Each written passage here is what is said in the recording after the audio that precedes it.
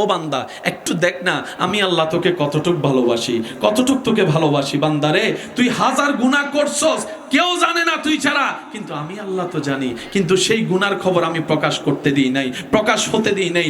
আমি গুনার খবরগুলাকে গোপন রেখে তোকে সমাজে এখনো ইজ্জতে থাকার ব্যবস্থা করে দিয়েছি, ইজ্জতে থাকার ব্যবস্থা করে দিয়েছি। মা গাররাকা বিরাব্বিকাল করিম, মা গাররাকা বিরাব্বিকাল করিম, মা গাররাকা বিরাব্বিকাল করিম। অন্যদিকে আল্লাহ পাক বলে ফাবি আইয়ি আলাই রাব্বিকুমা তুকাজ্জিবান। বান্দারে তোর ডাইনে সব আমার নিয়ামত, বামে সব আমার দেওয়া নিয়ামত, সামনে পিছনে উপরে নিচে বান্দা সবকিছু আমার দেওয়া নিয়ামত। কোনটাকে অস্বীকার করবি বল, কোনটাকে অস্বীকার করবি? পাহাড়ও আমার দেওয়া নিয়ামত, সাগরও আমার দেওয়া নিয়ামত, বন জঙ্গল আমার দেওয়া নিয়ামত, জমিনও আমার দেওয়া নিয়ামত, তোর চোখের জ্যোতিটা আমার দেওয়া নিয়ামত, তোর কানে শোনাটাও আমার দেওয়া নিয়ামত। বান্দারে তোর সমস্ত কিছু আমি রবের দেওয়া নিয়ামত। সুতরাং লাইন শাকারতুম, নিয়ামত পেয়ে যদি শুকরিয়া করিস, লাযিদান্নাকুম, আমি খুশি হয়ে নিয়ামত আরো বাড়াই দিব। সুবহানাল্লাহ।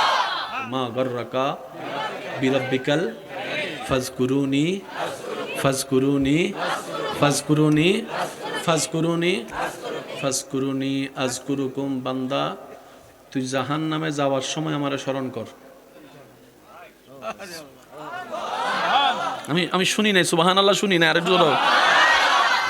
আমি বারবার বলছি, একটা হচ্ছে কানে শোনা, আরেকটা হচ্ছে দিলে শোনা। মানুষ শুনে কানে, প্রেমিক শুনে দিলে। যারা প্রেমিক তারা একটু দিলের কান দিয়ে শুনেন। আল্লাহ বলছেন ফাজকুরুনি, জাহান্নামে যাওয়ার পথে আমাকে স্মরণ কর। আজকুরুকুম, জান্নাত দিয়ে আমি আল্লাহ স্মরণ করব। ফাজকুরুনি, শয়তানের চাপে পড়ে আমার স্মরণ কর। আউযু বিল্লাহি মিনাশ শাইতানির রাজিম। একবার বল আজকুরুকুম, শয়তান থেকে মুক্তি দিয়ে আমি আল্লাহ তোকে স্মরণ করব। ফাজকুরুনি। বান্দা তোর চাচাই তোকে জ্বালাচ্ছে, তোর জেডাই তোকে চালাচ্ছে, তোর বড় ভাই তোকে জ্বালাচ্ছে। ফাজকুরুনি, আমাকে একবার স্মরণ কর, আমাকে একবার স্মরণ কর, আমাকে একবার স্মরণ কর। বান্দা তোর স্বামী তোকে বেশি কষ্ট দিচ্ছে, তোর বউ তোকে বেশি কষ্ট দিচ্ছে, বেশি কষ্ট লাগতেছে দুনিয়ায় থাকতে, তোর কেউ নাই মনে হচ্ছে। আরে বান্দা কেউ নাই মনে করছিস কেন?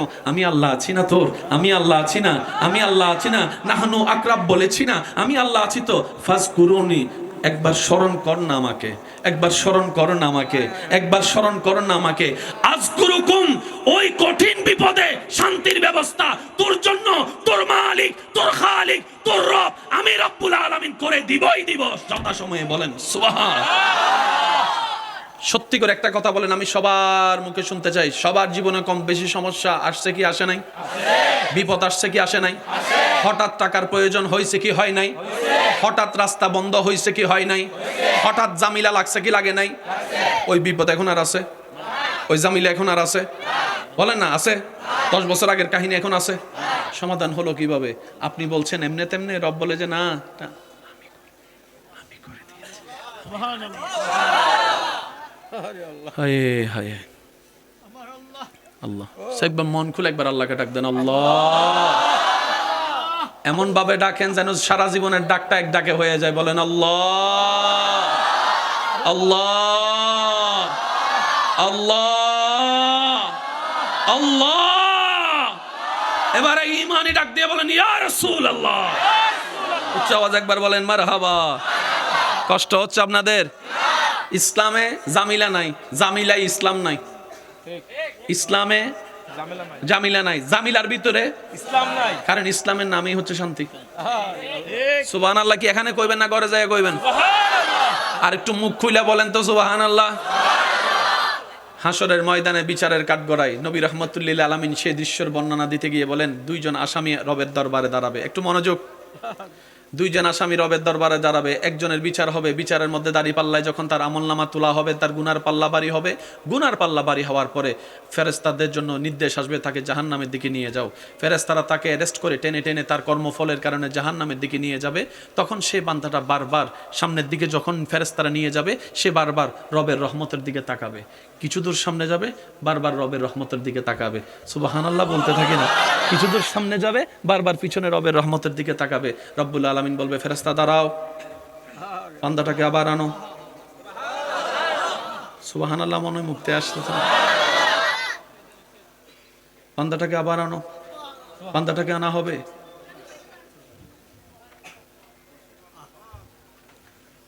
রব জিজ্ঞেস করবে, কি রে, তোকে তো জাহান্নামের ফয়সালা করে দিছে, বারবার পিছনে তাকাস কোন দুঃখে, কি পিছনে তাকাস কেন, বারবার পিছনে তাকাস কেন, বারবার পিছনে তাকাস কেন? সে বান্দা বলবে, আল্লাহ দুনিয়াতে আলেম ওলামার মুখে শুনেছি তোমার নাম নাকি একটা রহমান আছে, একটা নাম রহিম আছে, একটা নাম গাফফার আছে, কত হুজুর আলেমের মুখে শুনেছি তুমি নাকি বড় বড় গুনাহগারকেও মাফ করে দিছো, বড় বড় গুনাহগারকেও মাফ করে দিছো, তুমি নাকি ফেরাউনকে মাফ করার জন্য প্রস্তুত ছিলা, ফেরাউনের মতো জালিমকেও তুমি মাফ করার জন্য প্রস্তুত ছিলা, সে যদি মন থেকে তওবা করতো। তা আমি বারবার চাচ্ছি, তুমি তো বিচার করে দিছো বিচারক হিসেবে, কখন জানি তোমার আমার জন্য একটু মায়া হয়, হঠাৎ করে তুমি মালিক হিসেবে আইন তো ক্যান্সেলও করে দিতে পারো, রায়ও ক্যান্সেল করে দিতে পারো, জাহান ব্যাপার না।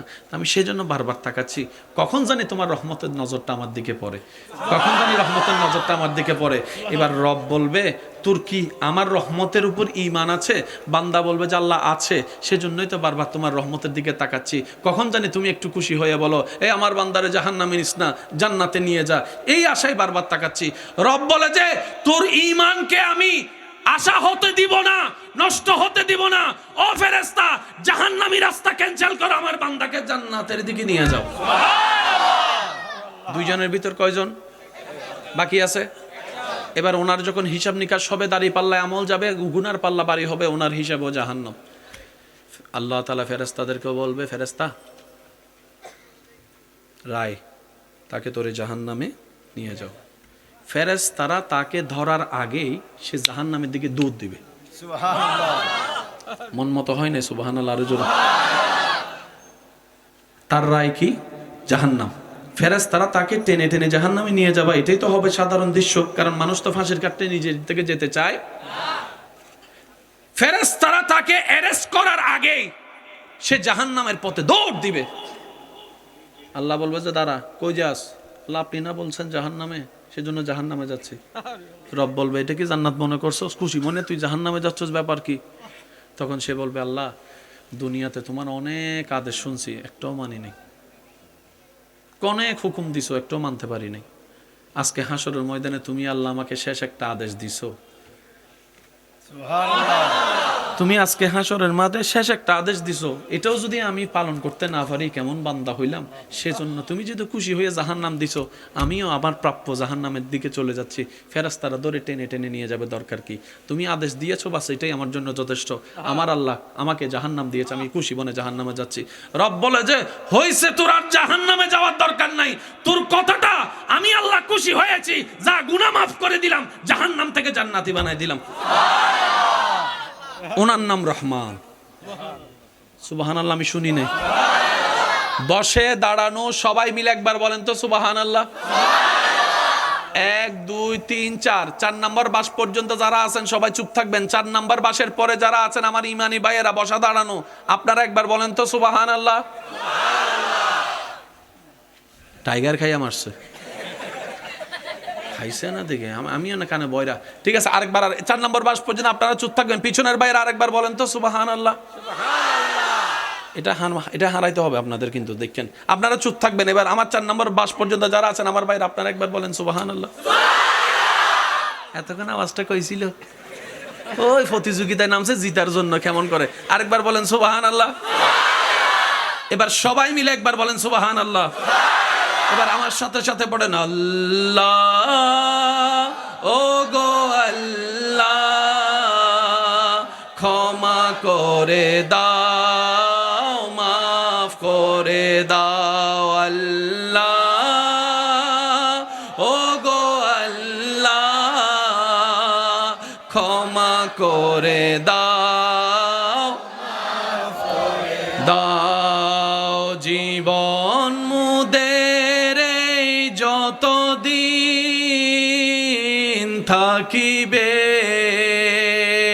সুপথে চালাও, মাফ করে দাও। আল্লাহ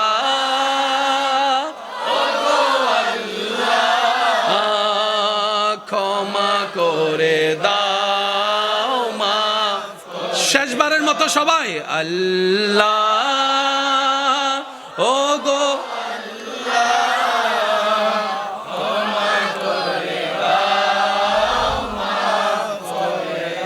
একবার বলেন মারহাবা। মনে আছে ফাজকুরুনি? মাশাআল্লাহ বলেন ফাজকুরুনি। ফাজকুরুনি, আল্লাহ পাক আমাদের সবাইকে আল্লাহর উপর তাওয়াক্কুল নিয়ে নবীর প্রেম নিয়ে চলার তৌফিক দান করুন। এবার আসেন বুঝার চেষ্টা করি। আল্লাহ পাক বলে, বান্দা তোর জীবনে যত সমস্যা আছে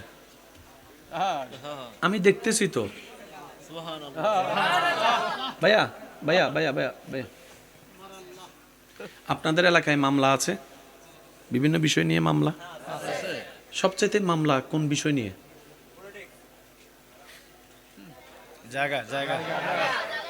কথা বলেন। সবচাইতে মামলা বেশি হচ্ছে বাংলাদেশে জায়গা নিয়ে, দ্বিতীয় মামলা হচ্ছে ডিভোর্স নিয়ে। বাংলাদেশে দুইটা মামলা কি হয়, বেশি হয়। যেমন মানহানির মামলা কম কম কম, তারপরে চেক ড্রপের মামলা, জাগার মামলা। আপনার এলাকায় যদি 100টা ঘর খুঁজেন, 100টা ঘরের মধ্যে কমপক্ষে 20-30টা পাবেন। অস্বীকার করা যাবে না। এটা কি আবার কাপড় তারফল বিছাইতেছে? ইয়া আল্লাহ, এতগুলা মানুষ কোত্থেকে? আল্লাহ এই প্রত্যেকটা পাগলদেরকে তুমি কবুল করো, মদিনাওয়ালার পাগল হিসেবে কবুল করো। ইত্তাকুল্লাহ আয়াতের আমল করার তৌফিক দান করো। আল্লাহ হাসরের ময়দানেও আমাদের সবাইকে একসাথে নবীর পিছনে ওঠার তৌফিক দান করো। আর একটু জোরে বলবেন না আমিন? যতগুলা মামলা আছে, মামলা টানতেছেন, সবার উদ্দেশ্যে আমার একটা বাক্য, একটা কথা, মন চাইলে ভাইবা দেখেন। আপনি যে মামলাটা টানতেছেন, যে পরিশ্রম করে টাকা খরচ করতেছেন, আপনি আজকে মারা গেলে আপনার ছেলে মেয়ে কি সেই মামলা টানতে পারবে কি না? একটু ভাইবা দেখেন। একটু জোরে বলেন না রে ভাইয়া। আপনার দাদাই যেভাবে সংসার চালাইছে আপনার বাবাই পারবে না। আপনার আমার বাবাই যেভাবে সংসার চালাচ্ছে আপনি আমি 10 ভাইয়ে মিলেও পারবো না। একটু কথা বলেন ঠিক কিনা?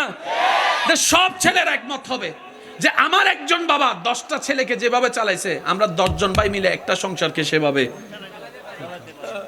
তা আপনারা মামলা তো চালাই যাচ্ছেন জিতার জন্য, এই মামলা কি ছেলে মেয়েরা চালাইতে পারবে কিনা আপনি একজন অভিভাবক হয়ে ভেবে দেখবেন, কারণ মৃত্যু তো যে কোনো মুহূর্তে হয়ে যেতে পারে। দ্বিতীয় নাম্বার কথা, মা বাবা বেঁচে থাকতেই সন্তানদের সামনে রেখে, অভিভাবক সামনে রেখে, আপনার কিছু মানুষ সামনে রেখে জায়গা ভাগ করে দেওয়া দরকার। কি বলেন আপনারা? বড় ছেলে এদিকে, মেজো ছেলে এদিকে, সেজো ছেলে এদিকে, ছোট ছেলে এদিকে। তাইলে বাপ মরার পরে আর বাবের জন্য কান্নাকাটি বাদ দিয়ে জায়গা ভাগ করার পিছনে লাগবে। তবে একটা শর্ত থাকবে, সেটা কি? এই জায়গার মালিকানা ছেলে মেয়ে তখনই হবে যখন আমরা বুড়া বুড়ি স্বাভাবিক মৃত্যুবরণ করে কবরে যাব। আর না হয়তো মারে মারে ফেলবো, বাপরে মারে ফেলবো। আছে না, আছে না, আছে না ভাইয়া? ইসলামে সবকিছুর সমাধান আছে না নাই? আপনারা একটু বলেন তো। আমরা নিই না, ব্যর্থতা আমাদের। আচ্ছা, এই মামলা আজান দিচ্ছে, বাইরের মাইক বন্ধ করে দেয়, বাইরের মাইক। বাহিরের অন্য জায়গায় দিচ্ছে, এখানে তো না, এলাকার তো না। এলাকার চলবে নাকি বন্ধ রাখবে? আপনারা কি বলেন? বাইরের মাইক বন্ধ তো? আচ্ছা আচ্ছা। এই এলাকায় যত মামলা আছে আপনারা এই কথাটা ভেবে দেখবেন। দ্বিতীয় নম্বর কথা, আপনারা অনেক সময় দেখেছেন দাদা বাবার আমলে সম্পত্তি তেমন ছিল না, নাতির আমলে, ছেলের আমলে অনেক টাকার মালিক হয়েছে, এরকম আছে না নাই? আবার অনেক সময় দাদা বাবার আমলে অনেক সম্পত্তি ছিল, কিন্তু নাতির আমলে, ছেলের আমলে সম্পত্তি শেষ, আছে না নাই? আমি সবার উদ্দেশ্যে একটা কথা বলবো, যেহেতু সময় সংক্ষিপ্ত। আপনি দেশের আইনে মামলা দেন, আপনার ব্যক্তিগত ব্যাপার, তবে আপনাকে অনুরোধ করব আপনি বান্দা হয়ে রবের কাঠগড়ায় একটা মামলা দিবেন। ভাইয়া ভাইয়া প্লিজ, তাক বাদ দেন, বাদ দেন ভাইয়া প্লিজ। আমি লাইটের জন্য কিছুই দেখতেছি না, এমনি অনুমান করে কইতেছি। বাস, বান্দা হিসেবে কার কাঠগড়ায়, আল্লাহর কাঠগড়ায় একটা কি দিবেন? মামলা দিবেন। এই মামলাটা শুনেন একটু। বাংলাদেশে আইনে বিচার হতে হতে অনেক সময় কালাদারি সাদাদারি হয়ে যায়, অনেক সময় রায় পাইতে পাইতে মানুষ কবরেও চলে যায়। জোরে বলেন না রে ভাই। কিন্তু আপনি যদি বান্দা হয়ে আল্লাহর দরবারে কাঠগড়ায় একটা বিচার দিতে পারেন, আল্লাহ আমার ভাই জায়গা দখল করতেছে, আমার ভাইটা তোমার বান্দা, তোমার বান্দা আমার জায়গা দখল করছে, বিচারটা তুমি কইরো। এমন বিচার করবে সাপও মরবে, লাঠিও ভাঙবে না।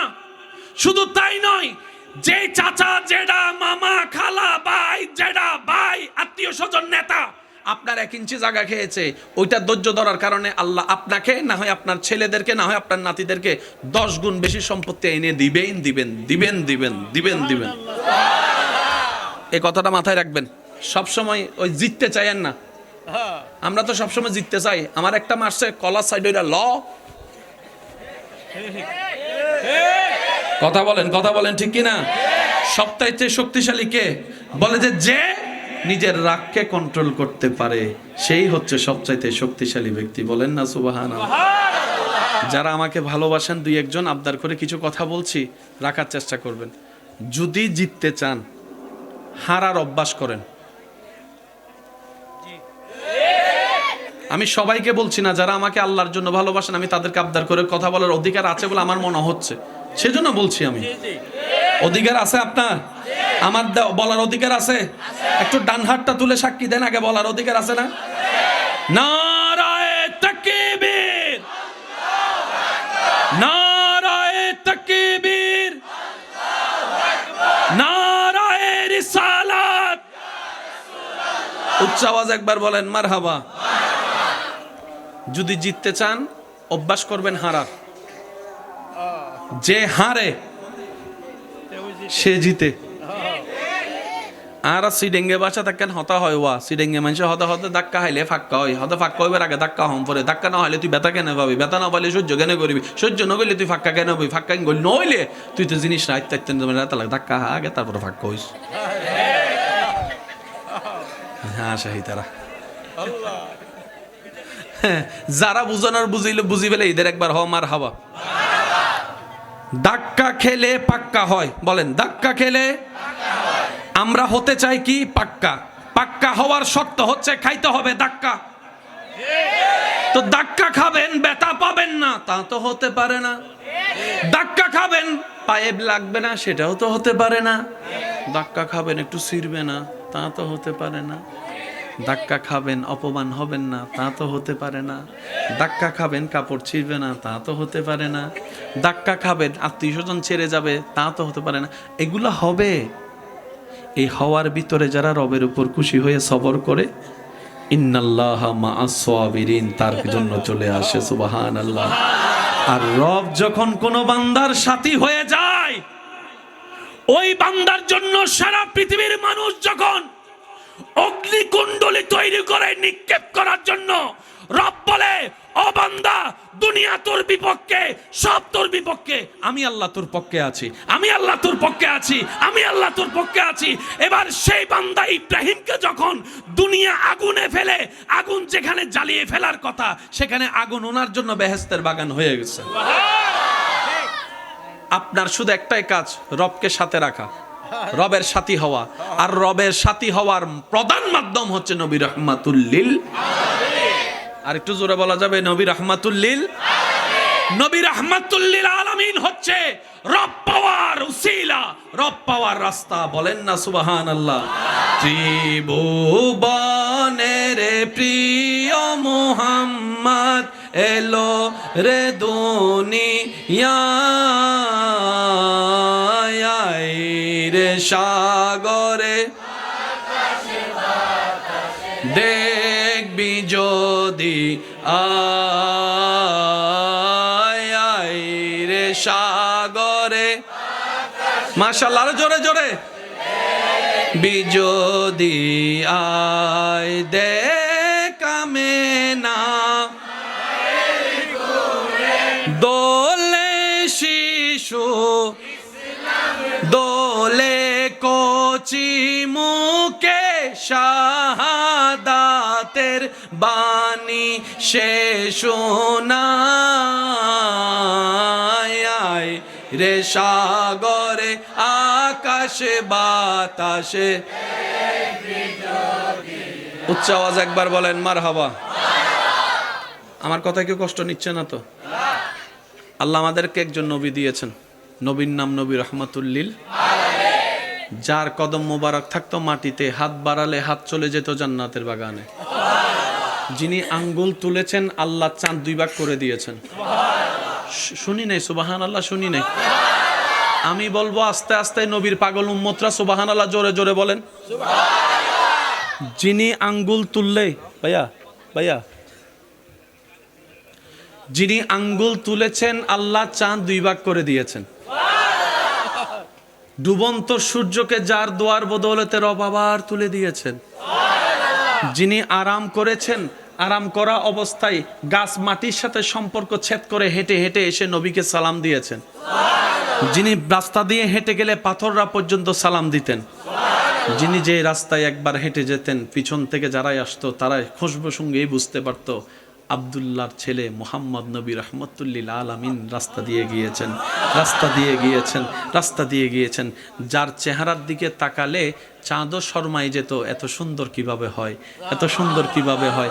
আবু জাহেলের মতো বড় হিংসুক বাটপারও যার চেহারার দিকে তাকায় কখনো কথা বলার সাহস পাই নাই।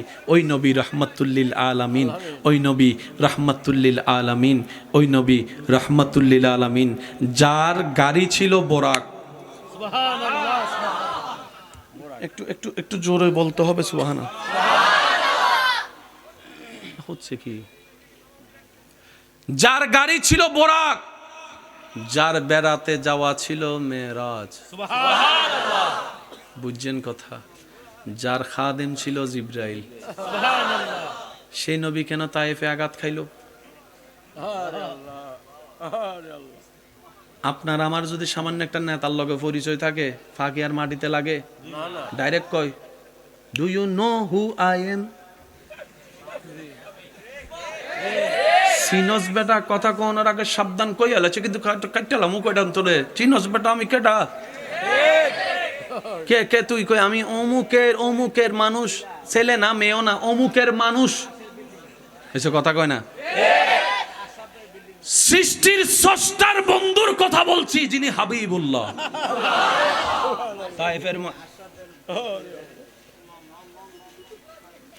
তায়েফের ময়দানে পাথরের পর পাথর, আঘাতের পর আঘাত, রক্তাক্ত দেহ মোবারক। জিব্রাইল এসে বলে, নবী আল্লাহ অনুমতি দিয়েছেন, এবার অনুমতি আপনি দেন। আল্লাহ বলেছেন আপনি যা বলতেন তা করার জন্য, আপনি একবার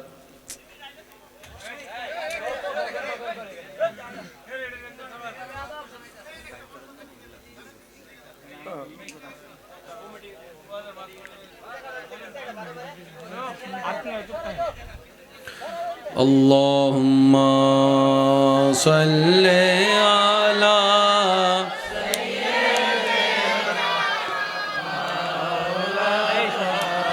মুহাম্মাদ ওয়া আলা আলি সাইয়্যিদিনা। শেষ ভালো যার, বলেন শেষ ভালো যার। জিব্রাইল এসে বলে, হাবিব আল্লাহ অনুমতি দিয়েছেন, এবার আপনি বললে আমি এই জায়গাটাকে উল্টাই দিব। নবী যদি বলতেন উল্টাই দে, বলেন না। আমার যুবক ভাইরা জানে পৃথিবীতে একটা ডেড সি আছে, যেখানে মানুষ ডুবে না। বিজ্ঞানের ব্যাখ্যা ভিন্ন, কিন্তু সেটার ইসলামিক ব্যাখ্যা ভিন্ন। মানুষকে, ছোট বাচ্চাকে আপনি যদি পানির মধ্যে ফেলে দেন, জীবিত হলে সে ডুবে যাবে, মারা গেলে উঠে আসবে। এটা হচ্ছে নিয়ম, ঠিক কিনা? অনেকে সাঁতার শিখতে যায়, পানি ডুবে ডুবে পানি খায়। ডেড সিটিতে যদি আপনি একটা ছোট বাচ্চাকে, একদিনের বাচ্চাকেও ছেড়ে দেন, ওই বাচ্চা ডুববে না, বেঁচে থাকবে। কারণ সেটার সাথে আল্লাহর গজবের একটা নিদর্শন আছে। তো বিজ্ঞানের ব্যাখ্যা আলাদা, ইসলামের ব্যাখ্যা তবে একটা কথা মনে রাখবেন, বিজ্ঞান যেখানে শেষ, ইসলাম সেখানে মাত্র শুরু। সুবহানাল্লাহ কি বলা যাবে ভাইয়া? বিজ্ঞানের ক্ষমতা পাওয়ার যেখানে শেষ, সেখানে মাত্র ইসলামের শুরু। কারণ ইন্নাদ-দীনা ইনদাল্লাহিল ইসলাম। চিৎকার দিয়ে একবার বলেন সুবহানাল্লাহ। আঘাতের পর আঘাত, জিব্রাইল এসে অনুমতি চাইলো, ইয়া রাসূলুল্লাহ বলেন আমি উল্টাই দিই। নবী বললেন, জিব্রাইল আল্লাহ আমাকে গজব দাতা হিসেবে পাঠায় নাই, রহমাতুল্লিল আলামিন করে পাঠিয়েছেন, রহমাতুল্লিল আলামিন করে পাঠিয়েছেন। আমি এসেছি আমার দায়িত্ব পালন করতে, দাওয়াতটা দিতে। গ্রহণ করবে কি করবে না এটা তাদের ব্যাপার। তবে শুনে রাখো, তারা না করলেও তাদের ছেলেরা হয়তো করবে, তাদের নাতিরা হয়তো করবে। যে তায়েফে নবীকে ইসলামের কথা বলতে দেয়নি, আজকে সে তায়েফের মধ্যে শত শত মসজিদে ডেইলি 5 বার আজানের মধ্যে আল্লাহু আকবার, আল্লাহু আকবার, আল্লাহু আকবার ধ্বনি শোনা যাচ্ছে। মনে রাখবেন আমার যুবক ভাইয়েরা, সবসময় রেসে জিততে যাবেন না, সবসময় রেসে জিততে যাবেন না। আপনি শুধু আল্লাহর খুশি জিতার চেষ্টা করেন। সুবহানাল্লাহ বলেন না রে ভাইয়া? আপনি শুধু আল্লাহর খুশিটা জিতার চেষ্টা করেন। যিনি রিজিকের মালিক, যিনি হায়াতের মালিক, ওই স্রষ্টা যদি আপনার উপর খুশি হয়ে যায়, অন্ধকার করো, আলো জ্বলবেই জ্বলবেই জ্বলবেই জ্বলবেই। যুবক ভাইরা কথা বলেন ঠিক কিনা? আজকে সে তায়েফের মধ্যে দেখেন, ফজরে, জোহরে, আসরে আজান আর আজান, আজান আর আজান, আজান আর আজান। যারা আল্লাহর নাম বলতে দেয় নাই, আজকে মাইকের মধ্যে চলতেছে আল্লাহু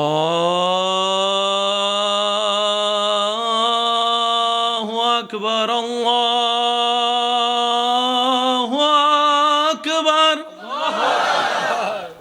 নবী ধৈর্য ধরেছেন, নিয়ামত দিয়েছেন। আচ্ছা, সবাই কি হাঁটতে চায় না জিততে চায়? সবাই বলে না। ভাই ভাইয়ের মধ্যে ঝগড়া, কেসের মধ্যে ঝগড়া, খেলার মধ্যে সবাই জিততে চায়। শুধু জিতার মধ্যে একটা আনন্দ আছে, কিন্তু কিছু হারার মধ্যেও আনন্দ আছে। মামার সাথে বাগিনা, বাতিজার সাথে চাচা। এবার বাতিজা কইতেছে ছোট বাতিজা, 5 বছরের বাতিজা, 5 বছরের বাগিনা, মামা সাইজ দেখি কার শক্তি বেশি, আসো। মামার বয়স 20 বছর, বাগিনার বয়স। এবার মামা বাগিনা, মামাও হাসি হাসি, হ তোমার লাগে তো আমি পারতাম না। যে মামারা কথা কয় না, চাচারা কথা কয় না, বাবেরা কথা কয় না, আমি তো তোমার সাথে পারবো। তারপরও কই চলো কেলি। এবার ছোট্ট একটা হাত বড় হাতের সাথে লাগছে। মামা সেকেন্ডের আগে নেনো সেকেন্ডে তাকে হারাই দিতে পারে, তারপরও মামা কি করে, সেও শক্তি একদম বড় করে দিতেছে, বাগিনা দিতেছে। কিছুক্ষণ পরে মামা নিজে থেকে জিতে যায় না হেরে যায়? সত্যি করে বলেন, মামা হেরে যে শান্তিটা পেয়েছে,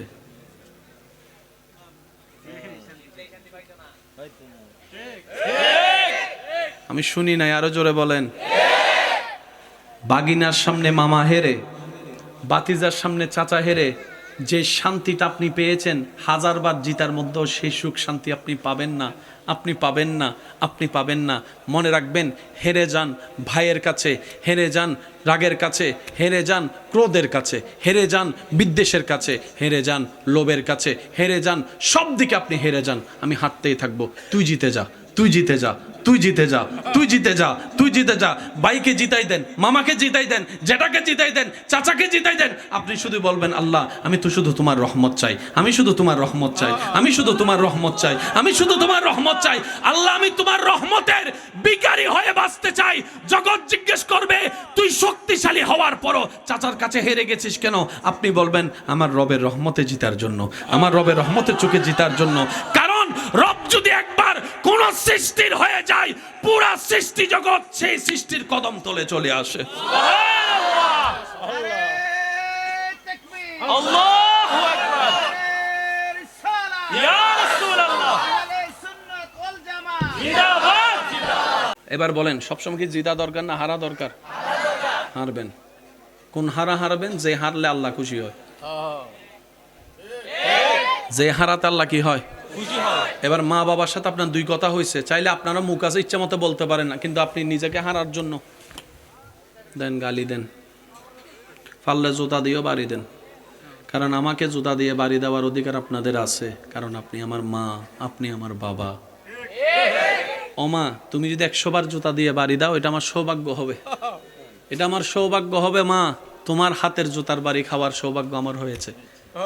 এখানে অনেক মানুষ আমার সাথে হয়তো এখন একমত হবে, ছোটবেলায় মার শাসন, বাবার শাসন এখন বড় মিস করে, মনে পড়ে। কথায় কথায় মা যে জুতার বাড়ি মারতো, ঝাড়ার বাড়ি মারতো, এক সময় এই সময়গুলোতে এসে ওই মায়ের আদরটা, ওই ভালোবাসাটা এখন মিস করে। শাসন করার এখন কেউ নাই, সে স্বাধীন হয়েছে, শাসন করার কেউ নাই। সেজন্য মা বাবা যদি হাজার কিছু বকাও দেয়, বুঝবেন এটা আপনার জন্য দোয়া, এটা দোয়া, এটা দোয়া। আচ্ছা শুনেন, সাঁতার শিখার দরকার আছে না ভাইয়া? এই পর্যন্ত আপনাকে যারা সাঁতার শিখিয়েছে কিংবা আপনি যাদেরকে সাঁতার শিখিয়েছেন, প্রথমে কি করেছেন? ওনার পেটের দিকে, বুকের দিকে হাত দিয়েছেন, যদি আমি ভুল বলে না থাকি। ও বিশ্বাস করছে যে আমার চাচা আমার হাত দিয়ে আমাকে ধরে রেখেছে, এবার সে হাত লাড়তেছে, পা লাড়তেছে। হঠাৎ করে আপনি কি করলেন? হাত বলেন, হাত। এবার সে ওই বিশ্বাসে, হাত কিন্তু নাই, কিন্তু বিশ্বাস ওইটার কারণে সে এখনো বেশি আছে। যখন দেখতেছে চাচার হাত নাই, আপনি দেখার পরও কিন্তু সহজে ধরতে চান না। কেন? সাঁতার শিখতে গেলে পানি খাইতে হবে, সাইকেল শিখতে গেলে হাঁটু শিখতেই হবে। একটু জোরে বলেন না রে ভাইয়া। ব্যথা পাওয়া ছাড়া, পানি খাওয়া ছাড়া সাঁতার শিখা যাবে। সেজন্য আল্লাহ যখন যা করে ভালোর জন্য করে। ঠিক। আজকে থেকে জীবন নিয়ে কোনো আফসোস, পাইলেও আলহামদুলিল্লাহ, জোরে বলেন না, পাইলেও আলহামদুলিল্লাহ। জীবন নিয়ে কোনো দুঃখ, জীবন নিয়ে কোনো কষ্ট, জীবন নিয়ে কোনো আফসোস, আল্লাহ যেমন রেখেছেন বলেন আলহামদুলিল্লাহ। আল্লাহর কাছে দোয়া করবেন, নিয়ামতের ধৈর্য ধরবেন, অপেক্ষা করবেন সে নিয়ামত আসা পর্যন্ত।